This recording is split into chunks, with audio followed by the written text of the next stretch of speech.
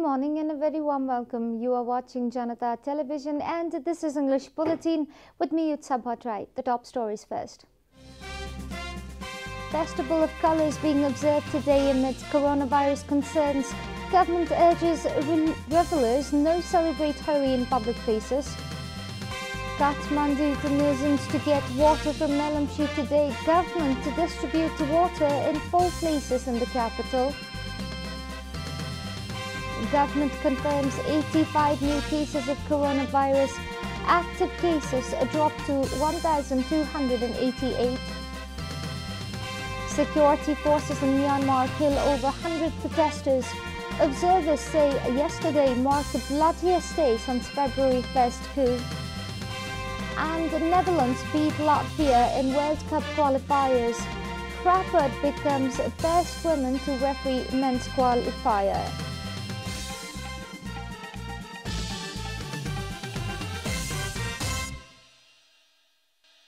And now the news in detail. Phagu Purnima, popularly known as Festival of Holi, is being observed with much fanfare in the capital and hill districts today. The festival is also known as the Festival of Colours, as people smear colours to each other to celebrate the arrival of the spring season. The festival begins on the 8th day of the new moon in the month of Phagun and ends on the full moon day today with the burning of the chair or the pole, which was installed earlier. According to Hindu mythology, demon king Hiranyakashipu, who was unhappy with his son Prahlad for his wholehearted devotion to Lord Vishnu, ordered his sister Holika to kill Prahlad. Following her brother's instruction, Holika, who had a boon from the god that fire would not harm her, sat on a pyre with Prahlad on her lap, but she was herself burnt to death while Prahlad remained unhurt due to the blessings of Lord Vishnu. From then onwards, the festival, also known as Holi, is celebrated by smearing colour with enjoyment. It is believed that Lord Vishnu had warned Holika that the boon she had received would be meaningless if she misused it. This year too, the fear of coronavirus has played the spoiled sport in the festive mood, as the government has requested Holi revellers to abstain from merrymaking to avoid possible spread of the deadly disease.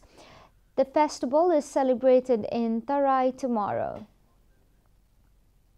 Water from Melamchi water supply project will be distributed in Kathmandu Valley starting today. The government will be officially distributing drinking water from Melamchi water supply project from 4 locations in Kathmandu. The water distribution has been scheduled from 8 to 10 a.m. in the morning.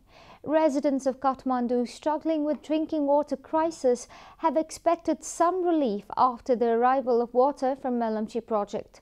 Former Prime Minister Krishna Prasad Bhattarai back in 1990 for the first time announced Melamchi water supply project. It took 3 decades for the project to be complete. Today, the water will be distributed from Kumaltar, Anamnagar, Minbhawan and Mahankal, informed a director of the water supply project Kamal Raj Shrestha.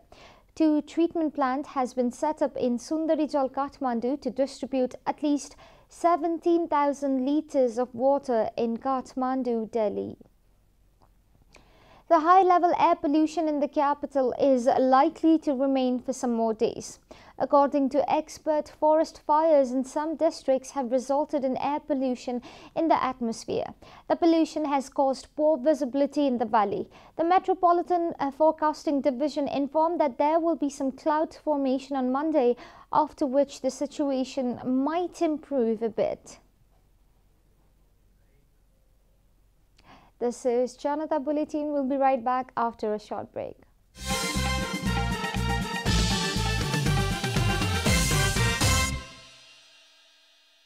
Welcome back after the break. We continue with other national news. The government yesterday confirmed 85 new cases of coronavirus across the country. Following the latest round of tests, the total cases of coronavirus in the country have climbed to 276,750, while the number of active cases has dropped to 1,288. According to the Ministry of Health and Population, altogether 272,436 infected persons have recovered from the disease in the country so far. The death toll from coronavirus has climbed to 3,027 following the deaths of 3 patients yesterday. Nepal is currently among the top 50 countries that have been most affected by the pandemic. The US tops the list with over 30.1 million confirmed cases, followed by Brazil with over 12.49 million cases.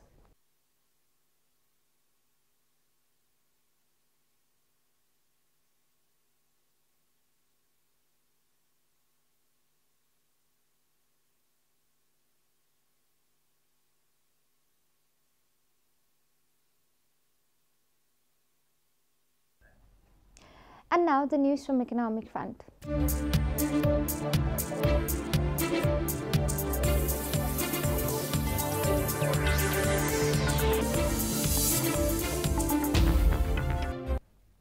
Locals in Nijgarh have expressed dissatisfaction against the protest held in the capital in opposition to the ongoing construction of the second international airport in Nijgarh, Bara.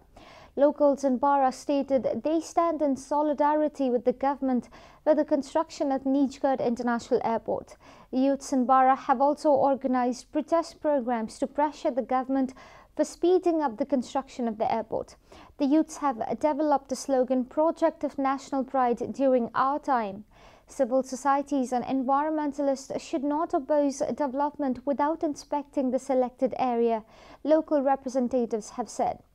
Independent Youth Society of Nijgarh Bara have threatened of conducting phase-wise protest in case the government turns deaf ears to their claims. We'll be taking a short break here at Janata Bulletin. Stay tuned for international and sports news.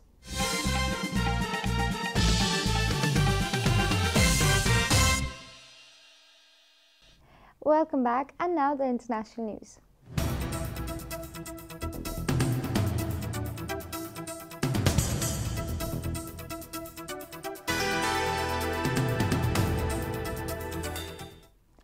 Myanmar security forces killed 114 people, including some children, in a brutal crackdown on pro-democracy protesters yesterday. According to Reuters, it was the bloodiest day of violence since last month's military coup. The killings, which took place on armed forces day, drew strong renewed criticisms from the Western countries. British Ambassador Dang Chung said the security forces had disgraced themselves, and the US envoy called the violence horrifying. Military jets also launched airstrikes on a village in territory controlled by an armed group from the Karen ethnic minority, and at least 2 people were killed. A civil society group said earlier the Karen National Union said it had overrun an army post near the Thai border, killing 10 people, including a lieutenant colonel. Tensions with the military have surged after years of relative peace. The Myanmar Now news portal said 114 people were killed across the country in crackdowns on the protest. The deaths on Saturday would take the number of civilians reported killed since the coup to over 440. You are watching Janata Bulletin, and now the latest from the world of sports.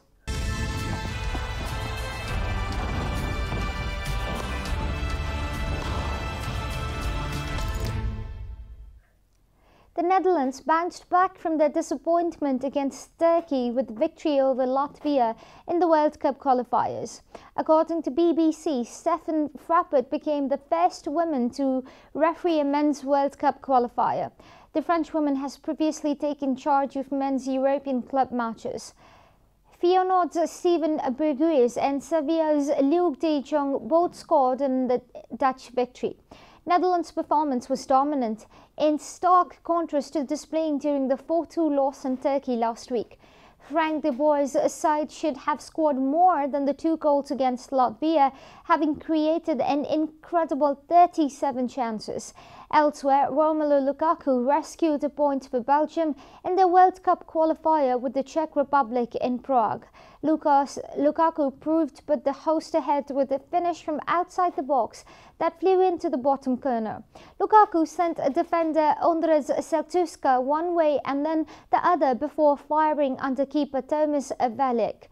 The Inter Milan striker has scored 36 goals in his past 31 international appearances and is up to 59 goals in 91 caps. We are at the end of Janata Bulletin and the headlines once again. Festival of Colours being observed today amidst coronavirus concerns. Government urges revellers no celebration of Holi in public places. Kathmandu citizens to get water from Melon Tree today. Government to distribute water in 4 places in the capital. Government confirms 85 new cases of coronavirus. Active cases dropped to 1,288. Security forces in Myanmar kill over 100 protesters. Observers say yesterday marked the bloodiest day since February 1 coup. And Netherlands beat Latvia in World Cup qualifiers. Frappert becomes first woman to referee men's qualifier.